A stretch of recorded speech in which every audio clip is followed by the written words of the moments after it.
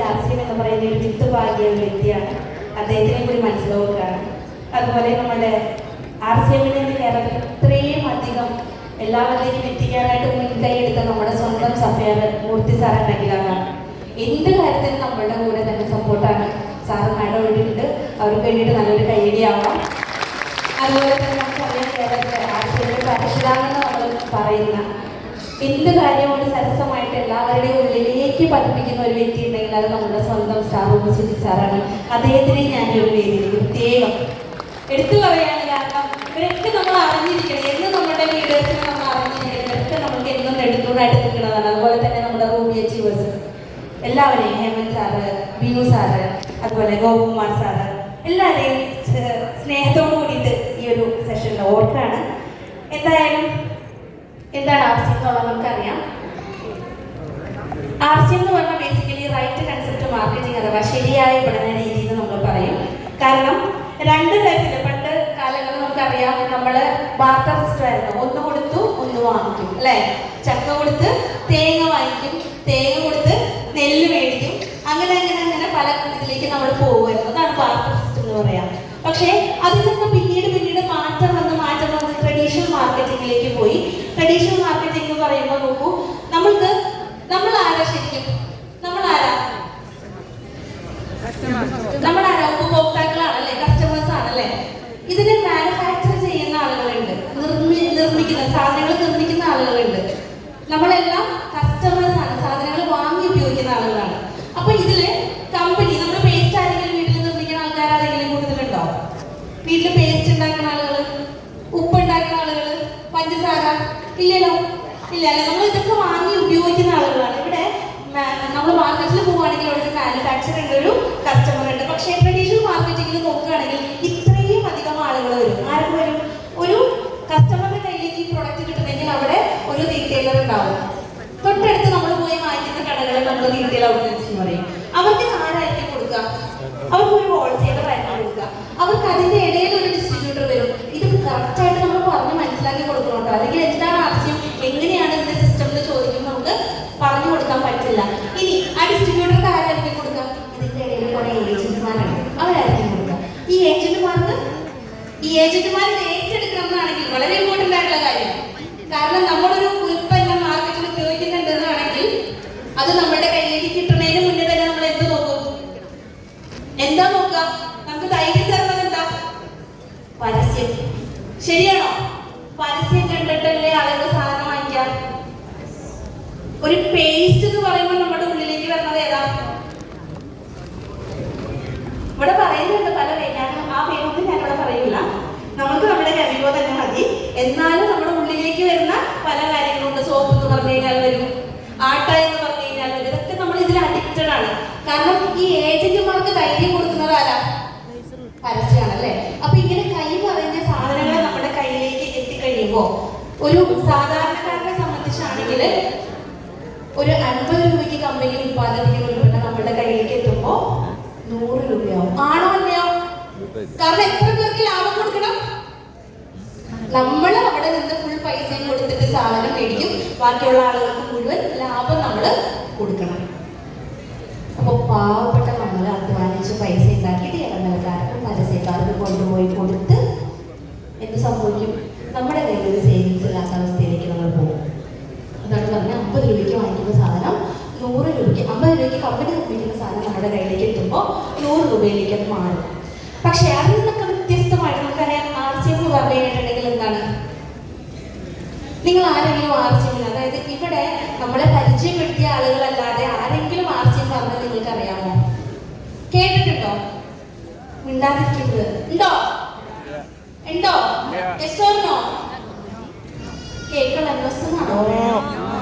No, കേട്ടിട്ടില്ല അല്ലേ? കാരണം എന്താ? ഇവിടെ ഡയറക്റ്റ് മാർക്കറ്റിംഗിനെ സംബന്ധിച്ച് ഒരു മാനുഫാക്ചർ അഥവാ അത് നിർമ്മിക്കുന്ന ആളുകളുടെ കയ്യിൽ നിന്ന് സാധനങ്ങൾ നേരിട്ട് കസ്റ്റമറുടെ കയ്യിലേക്ക് കിട്ടുന്ന ഒരു സിസ്റ്റമാണ് ഡയറക്റ്റ് മാർക്കറ്റിംഗ്. ആർസിഎം എന്ന് പറഞ്ഞാൽ എന്താണ്? ഡയറക്റ്റ് മാർക്കറ്റിംഗ് ആണ്. ഇവിടെ 50 രൂപയ്ക്ക് ഉത്പാദിപ്പിക്കുന്ന ഒരു സാധനം 70 രൂപയെ മാക്സിമം നമ്മുടെ കയ്യിൽ മേടിക്കുള്ളൂ. നോക്കൂ, നേരത്തെ 100 രൂപയ്ക്ക് നമ്മൾ മേടിച്ചിരുന്ന സാധനം ജസ്റ്റ് ഒന്ന് മാറിക്കഴിഞ്ഞപ്പോൾ 70 രൂപയ്ക്ക് നമുക്ക് വാങ്ങിക്കാൻ പറ്റിയാൽ 100 - 70 ജീവിത ചെലവിന്റെ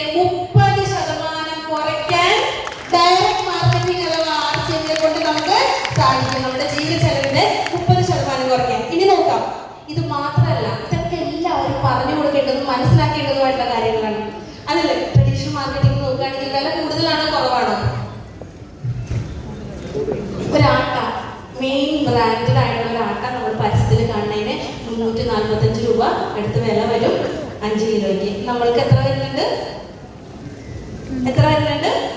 ജസ്റ്റ് 300 അല്ലേ? നോക്കൂ, നമുക്ക് പുറമേ ഉള്ളത് ഹൈ കോസ്റ്റ് ആണെങ്കിൽ നമുക്ക് ന്യായമായിട്ടുള്ള വിലയ്ക്കാണ് കിട്ടുക. ഇനി അടിക്കടിയാണ് വില കയറുക. എവിടെ? മാർക്കറ്റിൽ പോയിട്ട് ഇപ്പൊ വാങ്ങിക്കുന്ന വിലയ്ക്ക് നമുക്ക് പിന്നെ വാങ്ങിക്കാൻ കിട്ടുമോ? കിട്ടില്ല. പക്ഷെ അതേസമയം ഇവിടെ കൺട്രോൾഡ് പ്രൈസ് ആണ്, നമുക്ക് കൺട്രോൾ ചെയ്തിട്ടാണ്, അടിക്കടി ഒന്നും വില കയറാറില്ല. അതുപോലെ തന്നെ പൊതുവെ മാർക്കറ്റ് ചെയ്ത് ഗവൺമെന്റ് പറയുന്ന കണക്കാണ് 2006 52% ഉൽപ്പന്നങ്ങൾ ഡ്യൂപ്ലിക്കേറ്റ് ആണെന്ന്. പക്ഷെ എന്തുകൊണ്ടാണ് കേരളത്തിൽ ഇത്രയും അധികം ആളുകൾ RCMനെ ഏറ്റെടുത്ത് ഇന്ന് 25ാമത്തെ വർഷത്തിലേക്ക് ഈ ഉൽപ്പന്നങ്ങൾ എത്തിയിട്ടുണ്ട് എന്നാണെങ്കിൽ അതിൽ നമുക്ക് നെഞ്ചത്ത് കൈവച്ച് പറയാൻ പറ്റും ഇതെല്ലാം എന്താണ്? ഒറിജിനൽ പ്രൊഡക്റ്റ് ആണ്. തോന്നിയാലും നന്നായിട്ട് കൈവച്ചോ. കാരണം 100% ഒറിജിനൽ ആയിട്ടുള്ള ഉൽപ്പന്നങ്ങളാണ് നമുക്ക് കിട്ടുക. ആ ഒറിജിനൽ ഉൽപ്പന്നങ്ങൾ ഉപയോഗിക്കുമ്പോൾ ആരോഗ്യ പ്രശ്നങ്ങൾ ഉണ്ടാവില്ല. പക്ഷെ പൊതുവെ മാർക്കറ്റിൽ നിന്ന് കിട്ടുന്ന സാധനങ്ങൾ ഡ്യൂപ്ലിക്കേറ്റ് ആയതുകൊണ്ട് തന്നെ ആരോഗ്യ പ്രശ്നങ്ങൾ വരും. വാങ്ങിച്ച് കഴിക്കുന്ന അരിയിൽ പോലും കെമിക്കലാണ്. കാരണം സോഡിയം ബെൻസോണേറ്റ് 200 ഗ്രാം ചേർക്കേണ്ട സ്ഥലത്ത് 1.5 കിലോ വരെ ചേർക്കുന്നതായിട്ടുള്ള ന്യൂസുകൾ നമ്മൾ കേൾക്കുന്നുണ്ട്. അപ്പൊ അത്രയും ഡേഞ്ചർ ആയിട്ടുള്ള ഒരു അവസ്ഥയിൽ കൂടെ പോകുമ്പോൾ നമുക്ക് വലിയൊരു മാതൃകയാണ് നമ്മളുടെ സിസ്റ്റം കാണിച്ചു തരുന്നത്. നമുക്ക് ആരോഗ്യം മാത്രമേ ഉള്ളൂ കിട്ടാറുള്ളൂ. ഇവിടെ എത്ര പേർക്ക് RCMന്റെ ഉൽപ്പന്നങ്ങൾ ഉപയോഗിച്ചിട്ട് ആരോഗ്യം കിട്ടിയിട്ടുണ്ട്? ഒന്ന് ഹാൻഡ് റൈസ് ചെയ്തേ. വാവ്, സൂപ്പർ. നിങ്ങൾക്ക് വേണ്ടിയിട്ട് തന്നെ നന്നായിട്ടൊന്ന് കൈയടിച്ചോളൂ. കാരണം ഇതാണ് നമ്മൾക്ക് കാണിച്ചു കൊടുക്കുന്നത്. നമ്മളൊരു ഉൽപ്പന്നം ഉപയോഗിച്ച് നമുക്ക് അതിന് ബെനിഫിറ്റ് കിട്ടിക്കഴിഞ്ഞാൽ തീർച്ചയായിട്ടും നമ്മൾ അതിനെക്കുറിച്ച് മറ്റുള്ള ആളുകളുടെ അടുത്ത് പറയണം. ഇനി അതുപോലെ തന്നെ നമുക്കറിയാം, നമ്മൾ ഉപയോഗിക്കുന്ന ഉൽപ്പന്നങ്ങളിൽ കൂടെ MNC ഉൽപ്പന്നങ്ങളാണ് നമ്മൾ ഉപയോഗിക്കുന്നതെന്നാണെങ്കിൽ നമ്മുടെ കയ്യിൽ നിന്ന് പൈസ എങ്ങനെ പോവാം? വിദേശ രാജ്യങ്ങളിലേക്ക് കൂടുതൽ പോകും അല്ലേ? അപ്പൊ ടാക്സ് നമുക്ക് അധികം കിട്ടാറില്ല. അതേസമയം ഡയറക്ട് മാർക്കറ്റിംഗ് വഴി അല്ലെങ്കിൽ RCM വഴിയാണ് നമ്മുടെ ഉൽപ്പന്നങ്ങൾ കിട്ടുകയാണെങ്കിൽ ഇവിടെ നമുക്ക് ടാക്സ് നമ്മുടെ ഗവൺമെന്റിലേക്ക് തന്നെ കിട്ടും.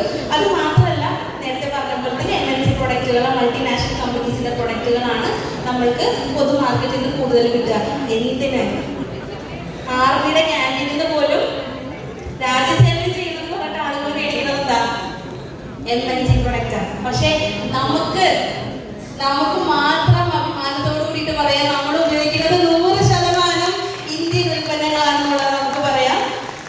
അത് മാത്രമല്ല, ഇന്ന് വരെ പോയി പല്ല് തേച്ചിട്ട്, കുളിച്ചിട്ട്, പാത്രം കഴുകിയിട്ട്, ടോയ്ലറ്റ് ക്ലീൻ ചെയ്തിട്ട്, വസ്ത്രം ധരിച്ചിട്ട് ആർക്കെങ്കിലും പൊതു മാർക്കറ്റിൽ ഇതെല്ലാം ചെയ്തിട്ട് ആർക്കെങ്കിലും 5 പൈസ കിട്ടിയിട്ടുണ്ടോ? വില കുറച്ച് ആരെങ്കിലും നിന്നിട്ടുണ്ടോ? ചിന്തിക്കേണ്ട കാര്യങ്ങളാണ്. പക്ഷെ നമ്മൾക്കോ കിട്ടിയിട്ടുണ്ടോ? എന്തെങ്കിലും ഉണ്ടോ? എത്ര പേർക്ക് കിട്ടിയിട്ടുണ്ട്? ഇവിടെ ഇരിക്കുന്ന ആയിരക്കണക്കിന് ആളുകളും കൈമുക്കും. കാരണം നിങ്ങൾ എല്ലാവരും കിട്ടിയ ആളുകളാണ്, കിട്ടിക്കൊണ്ടിരിക്കുന്ന ആളുകളാണ്, തലമുറകളിലേക്ക് ഇത് കൈമാറി കൊടുക്കാൻ തയ്യാറായിരിക്കുന്ന ആളുകളാണ്. കാരണം എന്നും RCM നമ്മൾക്ക് വേണ്ടിയിട്ട് തന്നുകൊണ്ടേയിരിക്കും. അപ്പൊ ഇതാണ് ഒരു ട്രഡീഷണൽ മാർക്കറ്റിങ്ങും RCM അല്ലെങ്കിൽ ഡയറക്ട് മാർക്കറ്റിങ്ങും തമ്മിലുള്ള വ്യത്യാസം. ഇനി നിങ്ങൾ പറയൂ, ഏതാ നല്ലത്? ഡയറക്ട് മാർക്കറ്റിംഗ് ഏതാ നല്ലത്? നമ്മുടെ RCM നമ്മൾ ചെന്ന് പറഞ്ഞിട്ട് വേണ്ട എന്ന് പറയുന്ന ആളുകളില്ലേ? പറഞ്ഞിട്ടുണ്ട് ആരെങ്കിലും അങ്ങനെ പറയുന്ന ആളുകൾക്ക് നമുക്ക് എന്ത് കാണിച്ചു കൊടുക്കാം? അവരവിടെ തന്നെ ട്രഡീഷണൽ മാർക്കറ്റിംഗിൽ തന്നെ വാങ്ങിച്ചോട്ടെ. നമ്മളെ കേൾക്കുന്ന ആളുകളുടെ കൂടെ മുന്നോട്ട് പോകണം. എന്ത് കാണിച്ചു കൊടുത്തോണ്ട്? ഡയറക്ട് മാർക്കറ്റിംഗ് അഥവാ RCM കാണിച്ചു കൊടുത്തോണ്ട് വേണം നമ്മൾ മുന്നോട്ട് പോകാനായിട്ട്. ഇനി നമുക്ക് നോക്കാം,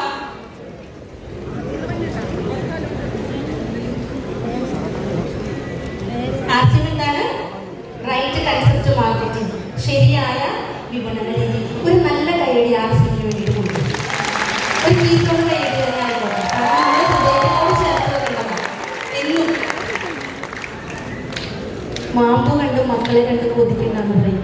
പക്ഷെ ഈ RCMലെ പാരൻസിനൊരു ഇച്ചിരി അഹങ്കാരം കൂടുതലാണ്. RCM തന്നിരിക്കുന്ന ധൈര്യം അല്ലേ? ആ ഒരു പവർ അതല്ലേ? എന്തിനേയും നമുക്ക് നേരിട്ട് പോകാനുള്ള ഒരു പവർ നമുക്ക് തരുന്നുണ്ട്. അതാണ് transforming life with the power of values. മൂല്യാധിഷ്ഠിതമായിട്ട് ആളുകളുടെ ജീവിതത്തിനെ മാറ്റിയെടുക്കുന്ന ഒരു കാര്യം വളരെ ഉത്തരവാദിത്തത്തോടു കൂടിയിട്ട് ചെയ്യുന്ന ഒരേ ഒരു പ്രസ്ഥാനം ഇന്ത്യയിലുണ്ടെങ്കിൽ അതിന്റെ പേരാണ് സാറേ RCM. നല്ലൊരു കൈ